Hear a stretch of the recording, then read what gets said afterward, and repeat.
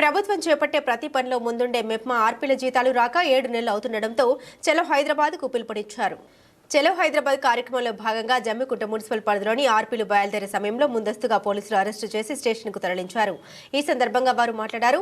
ప్రభుత్వం చేపట్టే అనేకమైన కార్యక్రమాల్లో తాము ముందు వరుసలో ఉంటామని, అలాంటి మాకు జీతాలు రాక 7 నెలలు కావస్తున్నా పట్టించుకోవడం లేదని బాధగా ఉందన్నారు. తమ న్యాయమైన డిమాండ్లను పరిష్కరించాలని కోరుతూ హైదరాబాద్కు బయలుదేరుతున్న సమయంలో తమను అరెస్టు చేసి పోలీస్ స్టేషన్కు తరలించారని వెల్లడించారు. తమ కనీస జీతం 20,000 ఇవ్వడంతో పాటు ఉద్యోగ భద్రత కల్పించాలని, డ్రెస్ కోడ్తో పాటు ఐడీ కార్డులను ప్రభుత్వం మంజూరు చేయాలని, తెలంగాణ ముఖ్యమంత్రి రేవంత్ రెడ్డి తమపై ప్రత్యేక దృష్టి సారించి తమను ఆదుకోవాలని ఆర్పీలు కోరారు. మాకు వేతనాలు రాక 7 నెలలు అవుతుంది సార్. మేము ప్రతి సర్వేలో మేము ఉన్నాం, గవర్నమెంట్ ఇచ్చే ప్రతి సర్వేలో మేము ఉన్నాము. పొద్దున 7 గంటల నుంచి మొదలుకుంటే మాకు టైమింగ్స్ అనేది కూడా మేము ఉండదు. ప్రతి సర్వేలో మేము ఉన్నాము, చేయడానికి మాకు ఏమి ఇబ్బంది లేదు, చేస్తూనే ఉన్నాం. కానీ 7 నెలలుగా మాకు వచ్చే జీతాలే చాలా తక్కువ. ఆ తక్కువ జీతాలు కూడా రావట్లేదండి, మాకు ఇన్ టైంలో రావట్లేదు. మాకు కనీస వేతనం కల్పించాలి గవర్నమెంట్.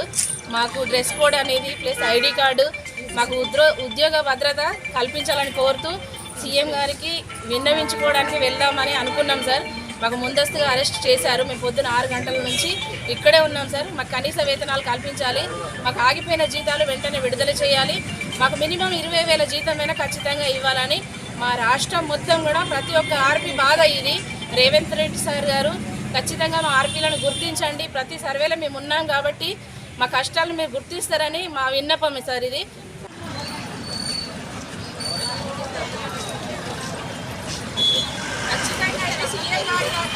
చేరవేయండి సార్, దయచేసి మీడియా మిత్రులందరికీ ఒక విన్నపము. ఖచ్చితంగా మా బాధ అనేది సీఎం గారి దాకా తెలవాలి. మాకు వెంటనే మా యొక్క